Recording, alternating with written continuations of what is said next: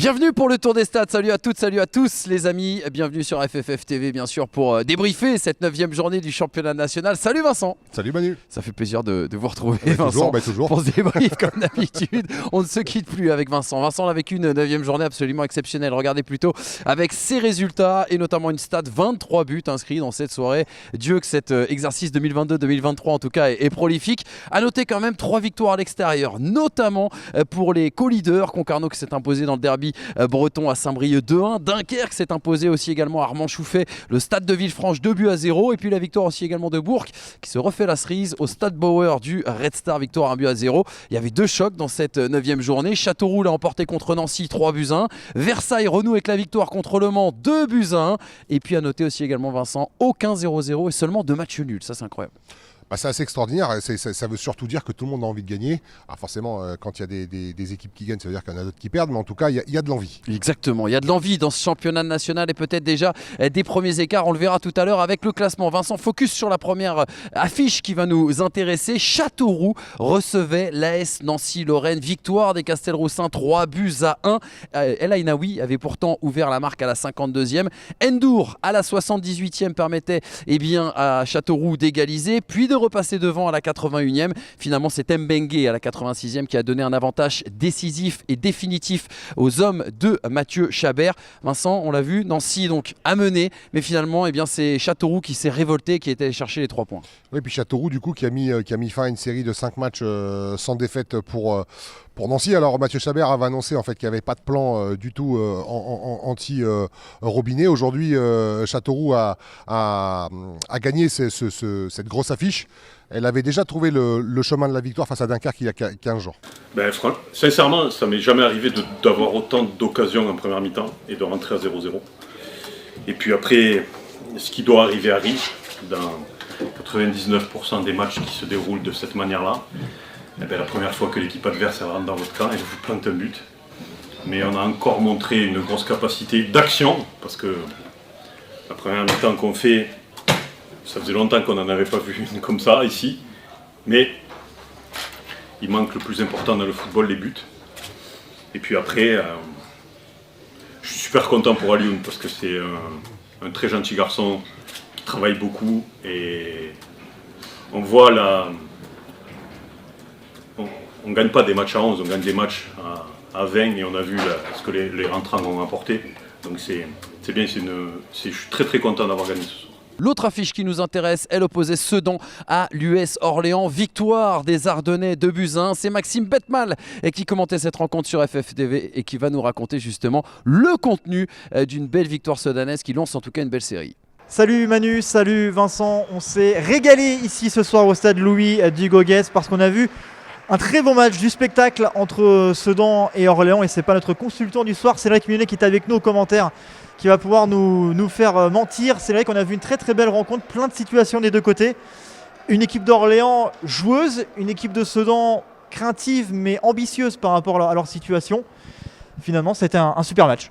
Oui, c'est vrai qu'agréable à commenter, ça c'est clair, et je vous remercie. Et c'est vrai que là en plus Sedan a redoré son blason en gagnant surtout à domicile contre une belle équipe d'Orléans qui ont démontré, et ils ont montré aussi comme quoi ils n'étaient pas là par hasard, et de faire autant de résultats costauds à l'extérieur. Donc c'est vraiment 3 points mérités pour Sedan dans la douleur, mais en tout cas ça va faire du bien par la suite. Dans la douleur parce qu'ils ont été menés 1-0, ces sangliers ardennais en première mi-temps avec un but de Grégory Berthier, mais ils se sont ressaisis en début de deuxième mi-temps en espace de quelques minutes. Amadi Ayari pour le 1 partout et Benjamin Gomel, l'ancien Boulonnais, qui a ouvert son compteur pour le 2-1. Et petit signe du destin, parce que le foot est fait de ça, la dernière victoire de Sedan en championnat, c'était la saison dernière, la 33e journée. Face à qui ? Face à Orléans, c'était pas le même score, c'était 1-0 à l'époque, là c'est 2-1. Une victoire importante qui ne va pas permettre aux Sedanais de sortir de la zone rouge, mais qui va au moins leur permettre de confirmer cette dynamique de confiance après la victoire contre Bourg et en Coupe de France. Orléans ne va toujours pas réussir à garder un score intact dans cette saison, mais surtout des doutes et du recul au classement. Une nouvelle possibilité de perdue de prendre des points à la suite. Pour Sedan, ça sera du côté de Dunkerque. Pour Orléans, ça sera à domicile contre le Red Star. Merci Maxime pour ce récit de cette rencontre. Vincent, on notera aussi également bien sûr l'expulsion de Fleurier et Sedan qui a réussi quand même malgré cela à renverser le match en deuxième période. Qu'est-ce que ça dit? Ça y est, est-ce que la série sedanaise est lancée? Est-ce qu'on va enfin voir un beau CSSA désormais en national? En tous les cas, on a l'impression parce qu'après la victoire à Bourg, ça y est, c'est une série qui est lancée du côté de Sedan. On a l'impression que les annonces en fait de renforcement de joueurs ça a peut-être créé un petit peu un choc psychologique et du coup ça a fait nous montrer à tous en fait le potentiel de ces années, parce qu'on le dit à chaque fois quand on voit le recrutement qui a été effectué par le coach Saragaglia, c'est quand même assez exceptionnel. Aujourd'hui c'est une victoire face à Orléans on n'a pas vu le contenu, mais Orléans qui menait au score, Orléans qui est quand même une équipe qui est sur l'autre tableau, qui était 7 matchs en défaite, même si cette équipe elle était restée sur 5 matchs nuls d'affilée. C'est quand même une équipe qui produit du jeu, qui se procure énormément d'occasions. Ouais, coup d'arrêt pour l'US Orléans, Vincent. On notera et on insistera aussi également sur le deuxième but sedanais, construction collective absolument magnifique. Benjamin Gomel aussi également à la conclusion de cette action. C'est l'un des beaux buts de cette soirée, il faut le dire. C'est un des beaux buts parce que ça part de loin et parce que tu l'as dit Manu, en fait on a vu une maîtrise en fait technique sedanaise et surtout la maîtrise elle se concrétise quand on voit quand il y a but au final, et là encore une fois tout le potentiel sedanais on ressort grandi. Maxime Bettmal, on en parlait, on l'a vu tout à l'heure, il est allé nous cueillir une petite réaction à l'issue de cette rencontre. Ouais, on n'est pas rentré comme on avait voulu dans le match. On a une occasion tout de suite, là, au bout de 30 secondes. Voilà, c'était une première mi-temps un peu timide de notre part. On a subi plus que ce qu'on avait prévu de faire. Mais on concède 2 occasions et marque un but. On en a 2 très grosses, on ne marque pas. Et on est mené 1-0, puis après on a réagi, on a rectifié 2-3 choses à la mi-temps. Et puis on a bien réagi, on a gagné un peu plus de duels, on était un peu plus haut sur le terrain et il y a un peu plus de maîtrise dans les transmissions, un peu plus de maîtrise technique, et ce qui nous a permis de revenir dans le match. Puis ça fait du bien de marquer à domicile, ça fait du bien surtout de gagner, surtout dans ce contexte. On est mené à 0, on revient, on mène 2-1, on finit à 10, on se serre les coudes et tout le monde fait les efforts pour maintenir le résultat. Et c'est bien, on vient de faire 2 victoires consécutives contre 2 gros du championnat. Voilà, il nous reste encore quelques gros qui arrivent, avec Dunkerque, Nancy et Concarneau.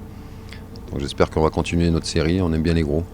Une troisième rencontre dans cette soirée et l'USL Dunkerque, on le disait tout à l'heure en introduction, co-leader de ce championnat national, est allé s'imposer du côté du stade Armand Chouffet, le stade du FC Villefranche. Une victoire nette et sans bavure, 2-0. Les buteurs Bilingui juste avant la pause à la 44e minute, et puis au meilleur moment Ipiele est venu doubler la mise au retour de la pause. Victoire 2-0. Dunkerque garde la tête en compagnie bien sûr de Concarneau. Belle victoire à l'extérieur aussi également pour les hommes de Romain Révelli.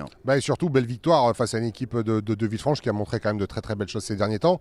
Et puis en revanche, ce qui n'est pas étonnant, c'est que Dunkerque est gagné. C'est-à-dire qu'il n'y ait pas de...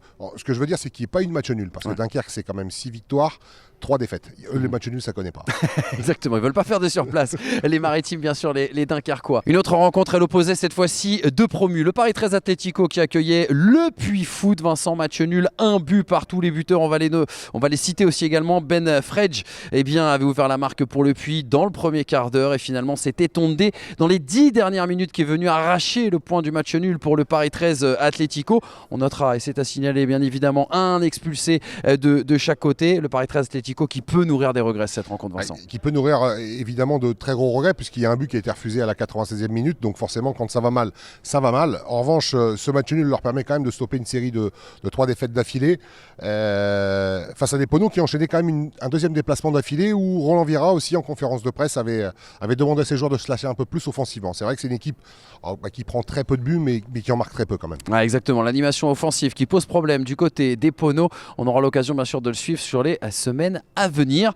Aurélien Durand qui était sur place pour nous, Vincent, qui est allé justement à la pêche aux réactions à l'issue de cette rencontre. Ouais, c'est vrai, on a eu beaucoup d'occasions, mais on n'a pas su mettre le but qu'il fallait pour remporter le match. Il manquait la dernière passe qui allait faire qu'on marque ce dernier but. Mais on va continuer de travailler et ça va le faire. On est motivé et moi je pense que ça ne fait pas peur. Et on est en dessous là, mais à la fin du championnat, on va voir où on va se trouver. L'important, c'est le maintien. On reste en région parisienne, Vincent? On reste en région parisienne. Il y avait un autre match du côté du Stade Bauer, le Red Star qui accueillait Bourg-en-Bresse-Péronne. Eh bien, victoire des Burgiens, l'une des victoires à l'extérieur. On l'a dit, l'une des 3 victoires à l'extérieur dans cette soirée. Un seul but aussi également. Mathieu Ezikian, le phénomène. Encore lui, voilà exactement.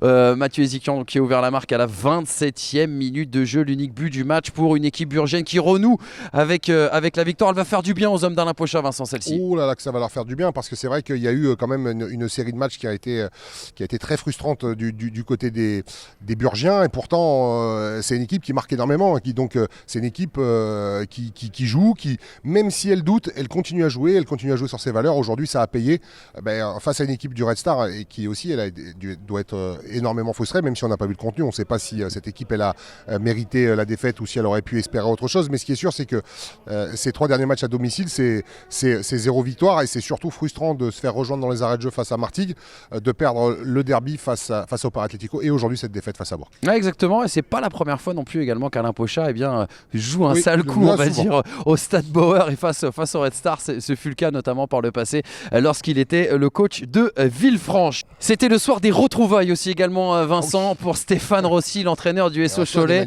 et Antoine Emmanueli, le président du FC Borgo. On rappelle Stéphane Rossi qui avait fait monter le CA Bastia notamment en Ligue 2, qui avait été le coach l'année dernière du FC Bastia Borgo. Et bien Stéphane Rossi a permis aussi également à son équipe du SO Cholet de l'emporter 2-1. On va tout de suite se diriger vers le Parc des Sports de Cholet où nous attend Jérôme Lecomte. Jérôme, racontez-nous un petit peu le contenu de cette rencontre.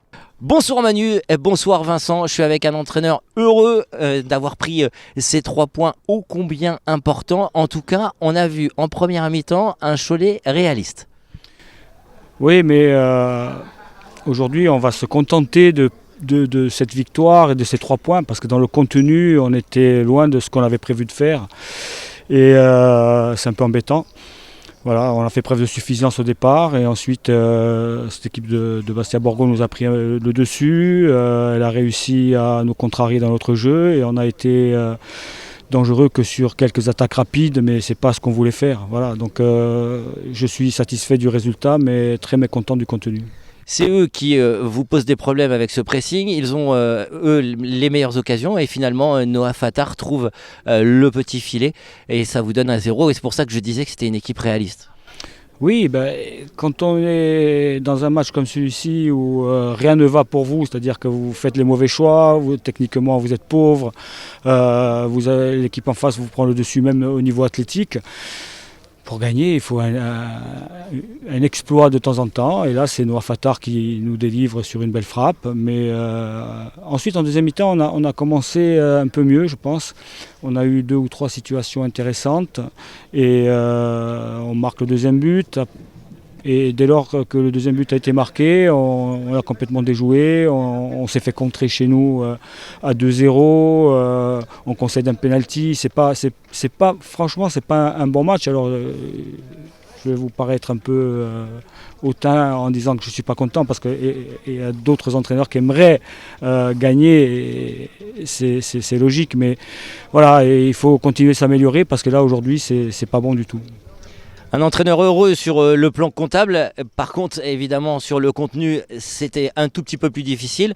Mais l'info, elle est bien là. C'est que Cholet fait la bonne opération et se retrouve aujourd'hui 6e du classement du championnat national. Merci beaucoup Jérôme pour ce récit. Vincent, qu'est-ce que vous inspire cette victoire choltaise ? Il fallait, pour les hommes de Stéphane Rossi, absolument fructifier le point obtenu à Nancy avec on se rappelle, la semaine dernière, c'était mon coup de cœur, je crois, ce but de Milan Robin dans les arrêts de jeu face aux Nancéens. Aujourd'hui, il fallait le fructifier, ça a été réussi. Ça ne devait pas non plus être facile de s'imposer face à des Bastiais qui ont quand même tenu tête ces dernières semaines à des gros, je pense au Mans, je pense à Versailles. Il y avait surtout, Vincent, un derby. Le derby breton entre le Stade Briochin, qui a changé d'entraîneur, arrivé de Karim Mokedem, officialisé en tout cas la semaine dernière. Le Stade Briochin qui retrouvait l'autre co-leader, le leader même au goal average particulier, l'US Concarneau, sensation de ce début de saison. Un derby qui vous est justement raconté par Damien Martin qui commentait ce match pour vous et pour nous FFF TV. Bonsoir Manu, bonsoir Vincent. Le stade Fred Aubert accueillait ce soir le derby breton tant attendu, le premier derby breton de la semaine, dans un duel des extrêmes entre Saint-Brieuc, Lanterne Rouge, et Concarneau, le solide leader du championnat. Au terme d'une première mi-temps assez terne, ce sont finalement 45 dernières minutes totalement emballantes qui nous ont été offertes ce soir. Concarneau a bien cru se mettre à l'abri dans un premier temps grâce à l'étincelant Amine Boutra, au terme d'une action de grande classe sur le plan individuel qui a permis donc aux Tonniers de mener 1-0 peu après l'heure de jeu. 5 minutes plus tard, c'est Antoine Arabillard, tout juste entré en jeu, qui profitait de la passivité de la défense briochine pour inscrire le deuxième but. Mais Saint-Brieuc réagit. À 10 contre 11, Saint-Brieuc emballe les 20 dernières minutes. Emery Gomis profite d'un superbe travail de Fodé Guérassi pour réduire la marque. Saint-Brieuc monopolisera l'attention dans le dernier quart d'heure. Plusieurs possibilités pour eux d'égaliser, mais la défense a été solide. La défense concarnoise héroïque dans les derniers instants qui permet aux Tonniers de remporter un nouveau derby breton. 4 jours avant le 6e tour de la Coupe de France, Concarneau reste leader de national ce soir. Merci beaucoup Damien pour le récit de cette rencontre. Vincent, je crois que vous avez un coup de cœur. Le coup de cœur de cette soirée, c'était justement pour ce derby breton. Exactement, quand on fait défiler les buts sur Championnat National FFF Facebook, c'est vrai qu'on s'aperçoit que le but d'Amine Boutra qui ouvre un peu les hostilités, il est magnifique, même si c'est pas un but comme on a l'occasion de... Enfin, on pourrait avoir l'occasion de voir des buts en lucarne, des buts de 90 mètres, même si ça arrive quand même pas très souvent. Mais ce but d'Amine Boutra, il vaut quand même quelque chose parce qu'il part de loin, la prise de balle est très bonne, il élimine... déjà, il y a le coup de rein, il accélère, il élimine 3 défenseurs, il se retrouve face au gardien dans un angle fermé, dans un angle incroyable. Et derrière, il ouvre le pied. Et c'est lui qui ouvre le score dans ce derby. Exactement, il a encore, et on le répète semaine après semaine dans ce début de saison, c'est déjà un super talent, mais on a l'impression qu'il passe les étapes, qu'il rentre dans une nouvelle dimension. Amine Boutra. Vincent, petite réaction à cette nouvelle victoire de l'US Concarneau qui, même à l'extérieur maintenant bonifie par des victoires. On le savait, à Guy Piriou imprenable, mais là ça commence à prendre son envol. Ça prend plus que son envol parce que 10 points sur 12, 10 points sur 12 points pris à l'extérieur, c'est quand même assez exceptionnel. Alors on le dit chaque week-end. Imagine un peu Manu qu'il leur manque quand même 3 points perdus sur tapis vert. Oui, c'est vrai. Évidemment, on n'est pas nous à la commission, donc forcément les points sont perdus, c'est qu'ils le méritent. Mais sans ces 3 points perdus, ce serait juste exceptionnel ce parcours de Concarneau. On espérait aujourd'hui du côté de Saint-Brieuc, j'imagine aussi une très grosse réaction, une victoire dans ce derby, parce qu'une victoire dans un derby c'est très très bon. On espérait, pas nous. Oui. Je veux dire les supporters briochins, parce que c'est vrai que généralement quand il y a un changement d'entraîneur, on a toujours un petit peu cette idée de choc psychologique. Ça va changer dans les têtes et puis tout peut basculer. Alors malheureusement pour Karim Mokedem, ça s'est pas produit aujourd'hui, mais j'ai confiance en Karim. Ouais, c'est ce que j'allais vous dire, Vincent. Karim Mokedem, la bonne solution pour le Stade Briochin. C'est quelqu'un en fait qui aime, alors même si Didier Santini il aimait les hommes, après on lui reprochait certaines choses au Stade Briochin qu'on ne connaît pas, mais moi j'aime beaucoup Didier Santini. Bien sûr. J'aime beaucoup Karim Mokedem et je sais que c'est quelqu'un qui aime ses joueurs, il a cette proximité avec ses joueurs qui va faire qu'à un moment donné ça va payer. Et un entraîneur avec des idées aussi également idées sur le jeu, ça c'est quelque chose bien sûr de très important et gratifiant pour le championnat de national. Le derby donc breton qui se tenait à Fred Aubert, on retourne à Fred Aubert où les équipes de David Comereuc sont allées justement à la pêche aux réactions. Je pense que aussi dès le début du match, on aurait pu marquer des buts qui nous auraient mis dans le confort pour la suite du match, ce qu'on n'a pas fait, mais on a su rester dans le match et profiter de toutes ces courses faites en première mi-temps pour marquer des buts en deuxième mi-temps. Votre puissance offensive a pris le pas sur l'adversaire, On a eu une première mi-temps assez terne et puis le déferlement des vagues a eu raison de la défense de Saint-Brieuc. C'est ça. Le coach nous a demandé d'insister encore à la mi-temps et surtout de garder cette générosité des déplacements de chacun. Et ce qu'on a su faire, et le banc aussi a su apporter la touche qu'il fallait. Alors l'originalité de la semaine, c'est que vous allez retrouver Saint-Brieuc dans 4 jours encore, chez vous cette fois. Oui, c'est vrai, c'est un peu cocasse comme situation, mais oui, on attend un gros match encore, mais chez nous cette fois-ci, donc les supporters seront présents pour nous et on donnera tout encore pour gagner parce que la coupe aussi c'est très important. De la Bretagne à la Normandie, Vincent, il n'y a qu'un pas alors que les lumières sont en train d'être éteintes bien sûr juste derrière nous. Je vous propose d'aller tout de suite du côté du Stade Fenouillère où Avranches recevait le FC Martigues. À l'arrivée, un match nul, un but partout et c'est Nicolas Cougo qui va nous raconter justement le contenu de cette rencontre. Salut Manu, salut Vincent. Ici à Avranches, ce choc entre l'US Avranches Mont-Saint-Michel et le FC Martigues s'est soldé par un résultat nul. 8e match consécutif sans défaite pour les Martégots. Des Martégots qui ont posé beaucoup de problèmes aux Avranchinais, notamment dans leur jeu de transition. On a eu beaucoup d'occasions en contre menées par les joueurs de Martigues, avec des hommes à retenir, forcément des hommes de couloir. Tli d'un côté et surtout Vdaouch, avec un duel plus particulier dans ce match, le duel entre Johan Barré et Vdaouch. Un but partout, les deux équipes restent donc dos à dos et on retient une action de ce match, la dernière, avec ce sauvetage incroyable de Johan Barré, salué par tout le peuple d'Avranches. Ils étaient plus de 1300 dans les tribunes, pratiquement comme un but de la victoire. Match nul donc, un but partout Vincent entre Avranches et Martigues. On notera quand même un joli but de Mercier pour les Avranchinais qui nous a beaucoup plu, en tout cas l'un des beaux buts de cette soirée. Vincent, qu'est-ce que vous inspire ce match nul entre des Avranchinais qui ont bien démarré dans le championnat national et mine de rien des Martégots qui sont la sensation parmi les promus. Ouais, la sensation parce qu'en fait il y a une seule défaite depuis ce début de championnat. On disait c'est un promu qui détonne parce que c'est vrai que les résultats semaine après semaine nous étonnent même plus maintenant parce qu'on voit la solidité de ce groupe, sachant que c'est aussi la seule équipe de nationale à avoir été éliminée de la Coupe de France ce week-end. Mais sachant aussi que coach Poirier avait fait quand même pas mal tourner. Donc du coup, on se dit souvent qu'un gros parcours en Coupe de France, c'est génial. Après, à choisir, je pense, entre un maintien assez rapide et puis ce parcours en Coupe de France, je pense que le choix est vite fait. Il avait dit que c'était pas forcément les joueurs qui étaient alignés en Coupe de France qui seraient alignés à Avranches. Aujourd'hui encore, ils ont fait une belle prestation parce que le 1 partout à Avranches, ça devait pas non plus être facile. Et des Avranchinais, les hommes de Damien Haute qui ont vécu une semaine et demie un peu difficile dans le sens où leur appel pour récupérer les 4 points a été rejeté. Il y a eu cette défaite aussi face au Mans 3-0. Il fallait réagir aujourd'hui, même si j'imagine que c'est pas forcément le résultat escompté. En tous les cas, c'est tout de suite en fait on s'est remis dans le droit chemin en n'encaissant pas une deuxième défaite. Allez, une dernière rencontre dans cette 9e journée, une autre affiche, il faut le dire, Versailles qui accueillait donc Le Mans, la victoire versaillaise 2-1. On va citer et revoir les buts de Vincent avant d'évoquer le contenu de cette rencontre. Djoko a marqué son 3e but cette saison, a ouvert la marque aussi également après un beau mouvement emmené par ce 1-2 avec bien sûr Capo Silva. Mandy Prunier venait doubler la mise toujours en première période, son 2e but personnel. Et puis Hugo Vargas Rios avec son premier but dans sa carrière en championnat national réduisait le score peut-être un petit peu trop tard dans cette rencontre. En tout cas, prime à l'efficacité, on peut le dire ainsi, Vincent, pour cette victoire versaillaise qui, mine de rien, met fin à une série de 3 matchs justement sans succès. Ouais, parce que les Monceaux